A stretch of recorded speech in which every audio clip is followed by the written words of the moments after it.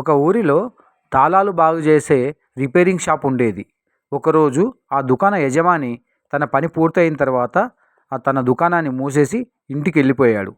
అప్పుడు అక్కడున్న పనిముట్లన్నీ ఇలా మాట్లాడుకున్నాయంట. ముందుగా ఒక పెద్ద సుత్తి అక్కడున్న తాళం చెవితో ఇలా అన్నదంట, నేను తాళాలు తెరుచుకోనప్పుడు నా బలాన్నంతా ఉపయోగించి ఎన్నోసార్లు కొడితే కానీ తాళం తెరుచుకోదు. అలాంటిది నువ్వు ఇంత చిన్నగా ఉన్నప్పటికీ వెంటనే తాళాన్ని తెరుస్తావు, ఇది ఎలా సాధ్యం అని అడిగిందంట.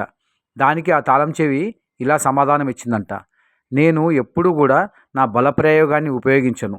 తాళం తెరుచుకున్నప్పుడు నేను మెల్లిగా దాని లోపలికి వెళ్ళి నేను ఎంతో ప్రేమగా దాన్ని తెరువు అంటాను, అప్పుడు అది తెరుచుకుంటుంది అన్నదంట. ఈ కథ మనకిచ్చే సందేశం ఏంటంటే, కఠినంగా వ్యవహరించడం కంటే ప్రేమతోనే మనం పనులను సమకూర్చుకోవచ్చు. ఫ్రెండ్స్, ఇటువంటి మంచి మంచి వీడియోస్ కోసం మా ఛానల్ని లైక్ చేయండి, షేర్ చేయండి, సబ్స్క్రైబ్ చేయండి.